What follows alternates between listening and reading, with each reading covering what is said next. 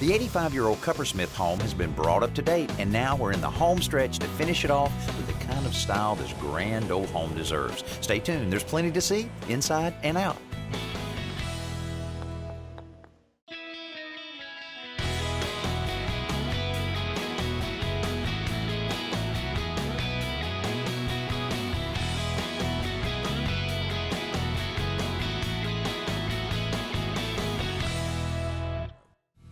The Kuppersmith Project is a renovation of this 85-year-old American Tudor home. While it was oozing with character, it was missing a lot of the things that modern families look for in a home. So our task has been to add the amenities without losing the character. So far, it's working pretty well. We've added space for a master suite and larger kitchen, and we've replaced the old, dilapidated garage with a larger one, more suited to the style of the home. Inside, we've added insulation, which the house never had before, and the electrical, plumbing, and heating and cooling systems are all brand new. Plus, every window in the house has been replaced with a modern insulated glass unit. Besides making the place more efficient, we've also taken steps to reduce the need for future maintenance by using materials that will look good for years without constant care. The house itself is moving along really well, so now we're able to give the landscape some much-needed attention. We have a great plan in place, and we've started to work to implement it. That began last week when we started pouring the concrete for our front drive. And now our paver contractor is on site, and it's about to take the next step. I know the neighbors will be happy when we complete this project because we do cause a bit of a traffic problem from time to time. Well, our pavers are being delivered, and the pavers will be used for an awesome looking patio out behind the house. It'll allow the family that lives here to not only have a nice area to enjoy themselves up on the back porch with that paver patio right out into the yard. But we're also using the pavers for accents around our driveway. Now you can see the driveway's been completely poured, and it's a dyed concrete, and so we're kind of letting it cure a little bit before we allow any traffic on it at all. But later today, the guys that are installing the pavers will be putting in some polymer sand in the trenches, putting this right on top, filling it all in. Then they'll wet it down, and that'll lock everything into place. After that, we'll wait another week or so, and then we'll seal everything with a masonry sealer. After that, I think I'll have the finest looking driveway I've ever created. The back driveway to the garage and the concrete slabs for the breezeway were also finished soon after the front drive, which means our brick masons can return for their last chore on this project. The tiered slabs of the breezeway have to be connected together with brick steps. The man in charge, Truett Chapman, is also working on another addition for this space. It wasn't on the original plans, but the more I looked at this spot, the more I realized it was the perfect location for a grill, and a house this cool needs a built-in grill. Oftentimes, the struggle that follows that decision is what material to use, but here it was pretty much a no-brainer: brick. Now this is something we decided to add right here at the last minute. While Truett and his crew's out here taking care of all of our steps, we decided to add a little grill area right by the kitchen door. Perfect location for it. But we're kind of making this up as we go. It's kind of driving Truett crazy a little bit, but what we've done here, we've created, have put in a little door here, and this is perfect if you're building something like this. You can buy these stainless steel doors. This is just a protective covering over it here. We'll peel off later on.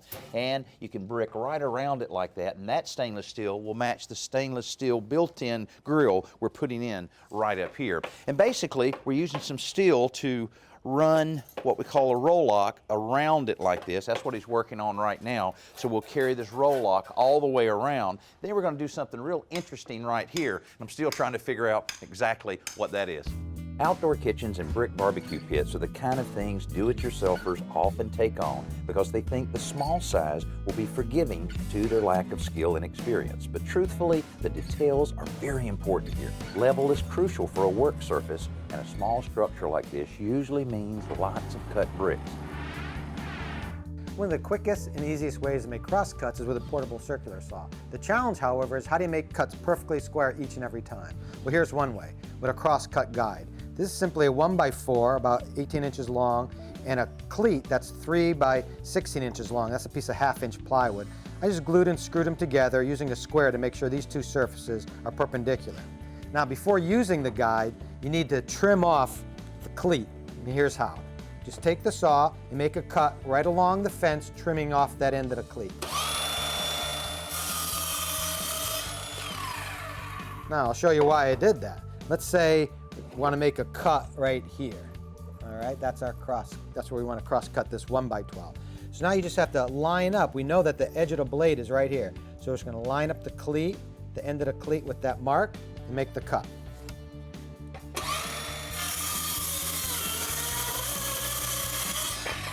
There you go, nice clean cut right on the mark. For the last week or so, our focus on the Kuppersmith project has been getting our finished outside surfaces, or hardscape, established. All of the dyed concrete for our driveways and walkways have been poured. The brick steps for our breezeway are almost complete, and our paver contractor has just arrived to start getting his materials in place. But inside, there's a very important surface that's about to undergo a big change. About 95% of this house is covered with antique heart pine flooring. The original wood in the house has been here since 1926, so for the additions, we had new flooring milled from reclaimed lumber of about the same age. Our hope is that as the flooring crew begins to refinish the old stuff, it'll look more and more like the new stuff. The refinishing starts with a large drum sander. Now this is one of those projects that do-it-yourselfers sometimes try to tackle. After all, how hard can it be? The sander moves itself across the floor. But that's where you can get in trouble. These things are so aggressive you can damage a floor quickly if you don't pay close attention to the speed of the machine and how much material you're taking off. Beneath those decades of wear and tear, this old wood is beautiful. The drum sander does the bulk of the work, but a disc sander is needed to edge around baseboards and cabinets where the larger machines won't fit. The close quarters of the staircase requires even smaller tools to strip away the old finish. Every piece of stained wood in the house is being stripped down to bare wood, but the sanding process continues even onto the new floor. Here they're removing any unevenness between boards to get the smoothest finish possible for these wood floors. Boy, I wish you could smell how good this smells now that we're refinishing all of the antique heart pine floors. They smell good and they look awesome. This is some of the wood that we've installed, but how does the new wood match up with the old? Well, I would say pretty darn good. All of this blends really nicely. And then, if you remember, the old floor furnace here had a big hole in the floor. We filled all of that in with some wood we salvaged from one of the other areas of the house. That matched out well, and you can see the rest of it is completely finished. All of the sanding's done, and it's ready now for it to be wiped down with a tack rag to get every bit of the sawdust up, and then we'll be ready to apply the stain. The stain we're using should get these floors back to their original 1926 color. The process itself looks pretty simple. You use a brush or a rag to spread the stain out onto the bare wood, right? Well, it is simple from that standpoint, but the trick to this part of the trade is getting the wood to absorb the stain consistently. By applying the stain slowly and methodically, these guys can monitor how much is being soaked up and make any adjustment necessary. As with any finish, you need to keep a wet edge with stain. But that's a little tricky when you're covering this much ground, so these guys work a section a few boards wide from one end of the room to the other. That way, any variation are at the seams between boards and will be less noticeable. In fact, even the areas where the new and old wood meet seem to vanish once they're coated with this stuff. One area of the Kuppersmith project we haven't focused on a lot is the garage, and there's a lot going on in here. A lot of materials that we'll be using in finishing up the project, as well as we're using it as a spray booth for all of the interior doors. They've all been sprayed, great finish on them, letting them dry. We'll be installing those in just a few days. Now the garage has taken on a very important role in most families. You use it for birthday parties, you use it for all kinds of different projects, even park a couple cars in there from time to time. But we'll also have it set up with a workshop over here so that a lot of those projects can be done, even have a sink over in the corner. Here will be a little place that you can maintain your car and your bicycle with air compressor and a little shelf with different supplies that you need. And you'll notice in here that the level of trim is a little nicer than most garages you see. We've actually matched the door trim and the baseboard with this exact trim that we have inside the house. We've also really upgraded the traditional garage staircase here because upstairs it leads to an unfinished area that the family that buys this house can create any kind of room they may want. Hey, while the work continues here, let's check out this week's Best New Product. If you don't have a green thumb, you're absolutely right. Growing things in your garden can actually be a challenge. So you want to eliminate some of those obstacles. And one of the things that you can do is to grow a raised bed or create a raised bed for your garden. And this kit that I have right back here behind me does exactly that. Now this is a cedar raised bed. I'll tell you what, I put this together right here in the garden center in no time because it's made of cedar. It's not going to rot or decay, and it will resist the insects. Another thing is all of the pieces came cut. All you had to do was just do a quick assembly and it was together. Now the nice thing about these kits also is with one of them you get a 4x4 size garden. You can also extend it. Here on the end you can see right here where I can expand it, or you can actually take it up and stack it if you'd like. So just depending upon what you want to put in your garden, you could just do one kit or you could get a couple of kits. But the great thing is that having a raised bed like this will turn your black thumb into a green thumb in no time.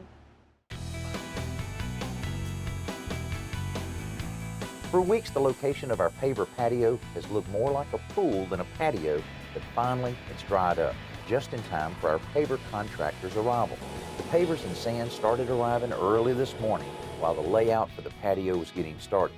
Since these guys hit the ground, they haven't slowed down at all.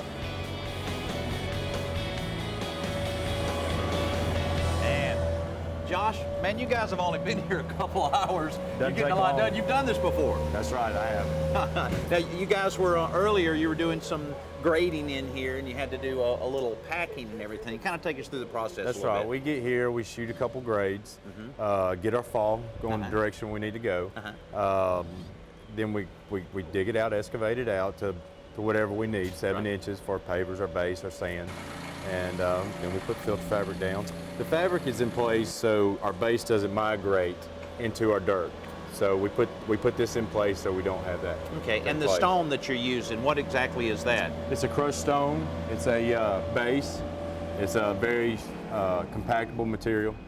Very tough, very strong. I see. Okay, cool. And then the fun starts. That's right. You put on your knee pads and then a whole bunch of pavers going down. That's right. Goes Okay. down pretty quickly. Put our sand down and the pavers go down pretty quickly. Man, well, that's great. Well, we better get out of his way. That's I'll right. let you go, man. The installation of the base is where most do-it-yourselfers often scrimp on paver projects, and that's probably because their options for moving and spreading it are limited to a wheelbarrow and a shovel. Using equipment not only makes moving this material faster and easier, it also helps with compacting. If that weren't enough, once it's all in and leveled, it gets another beating from the plate compactor to ensure there's no settling once the pavers are installed. The base is followed by a layer of sand. To ensure its depth is consistent, the crew puts 1-inch thick steel pipes down so that they can screed the sand off level with them. Earlier, these guys chalked layout lines on the walls and pulled strings to represent the finished elevation of the patio. So now they're just working their way back up to that mark with each layer of material.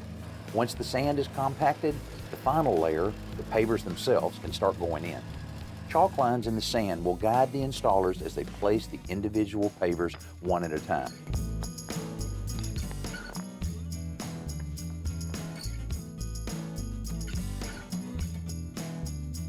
While all of this is going on, around in the front, the rest of the crew is busy filling in the border design in the driveway.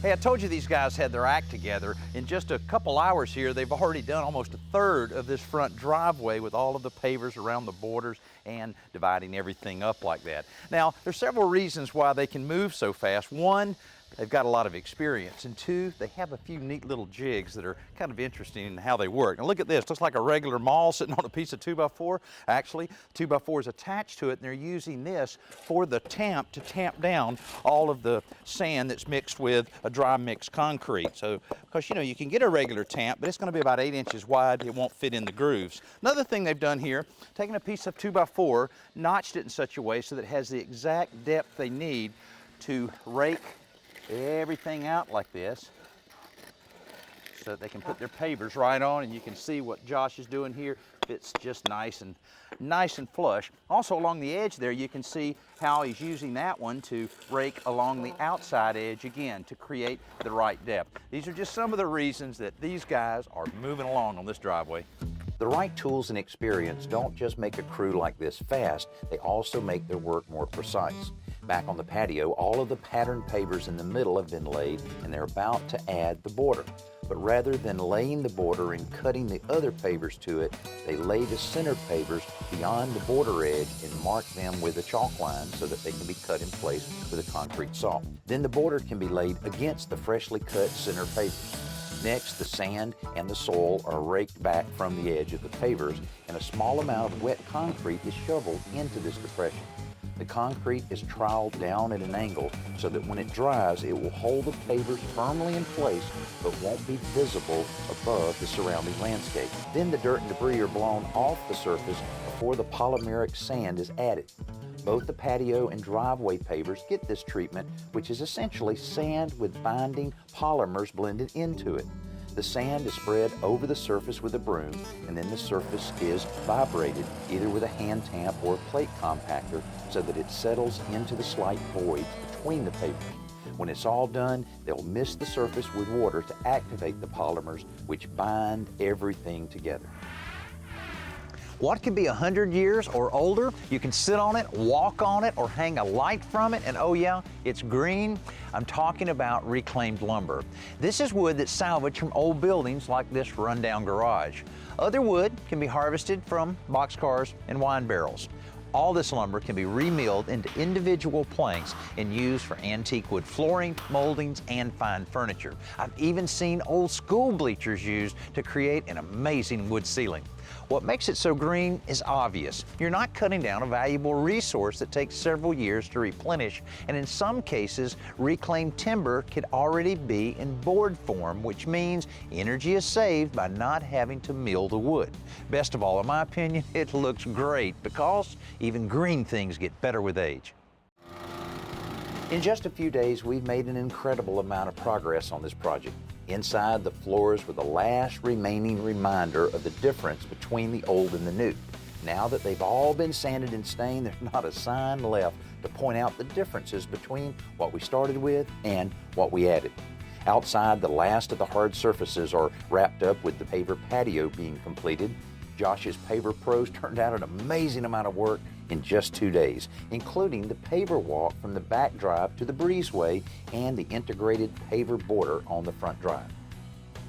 When we started this project 6 months ago, it was late summer, very hot here in Mobile, Alabama. Well, we made it through a fairly mild winter, which is pretty much always fairly mild here, and now it's starting to feel and look like spring. What a perfect time to finish off this project with an awesome landscape job where over 2,000 plants will be planted to cover up all of this raw ground. It'll look fantastic. Hey, thanks for following us here on the Kuppersmith Project. I'm Danny Lipford. We'll see you next week here on Today's Homeowner. There's a lot of work left on this project, and these folks, our Kuppersmith Project partners, are the ones who are making it possible.